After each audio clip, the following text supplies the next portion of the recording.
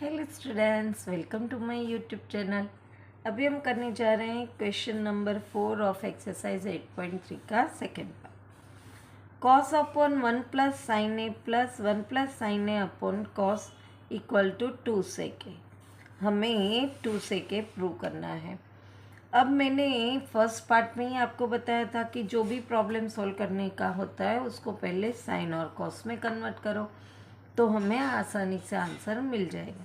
पर इसमें तो कॉस और साइन में ही है, तो यहाँ पे प्लस की साइन है और डिनोमिनेटर अलग है, तो हम पहले एलसीएम लेते हैं। एलसीएम 1 प्लस साइन ए और कॉस ए ही आएगा। अब ये दोनों को इस पर रखेंगे तो ये कट हो जाएगा, तो कोस स्क्वायर ए आ जाएगा, प्लस ये दोनों में कॉस ए कट हो जाएगा तो 1 प्लस साइन ए स्क्वायर आएगा। ठीक है, अब हमारे पास एक आइडेंटिटी है, sine square A plus cos square A equal to 1। तो यहाँ पे मेरे पास कोस स्क्वायर ए है, तो ये साइन स्क्वायर ए को इस तरफ ले आओ तो cos square A is equal to 1 minus sine square A हो सकता है। तो यहाँ पे कोस स्क्वायर ए के बदले में इसकी वैल्यू पुट करूँगी,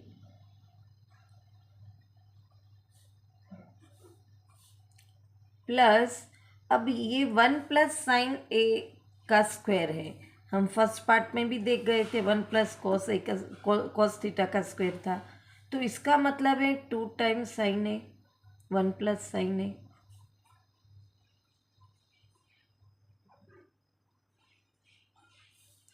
और जो डिनोमिनेटर है हम उसे ऐसा का ऐसा भी लिख लेंगे। अब आप देखो तो ये जो है ये ए स्क्वायर माइनस बी स्क्वायर की आइडेंटिटी होती है, साइन स्क्वायर और 1 का स्क्वायर तो 1 ही रहता है।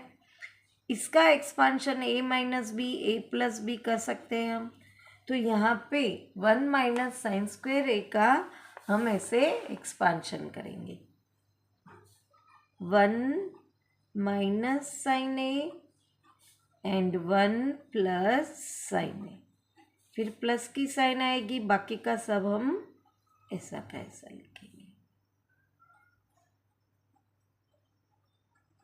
डिनोमिनेटर भी अभी हम ऐसा ही रहने देंगे। अब आप देखो तो यहाँ प्लस की साइन है और ये दो टर्म बनी है, तो इन दोनों में से 1 प्लस साइन ए कॉमन निकल रहा है, तो हम वो निकाल लेंगे। अब फिर इस तरफ इन दोनों में से ये कॉमन निकल गया, तो यहाँ पे बचा 1 माइनस साइन ए, फिर ये प्लस की साइन, इसमें से 1 प्लस साइन ए कॉमन निकल गया तो बचा 1 प्लस साइन ए, और डिनोमिनेटर को हम ऐसे ही लिखेंगे।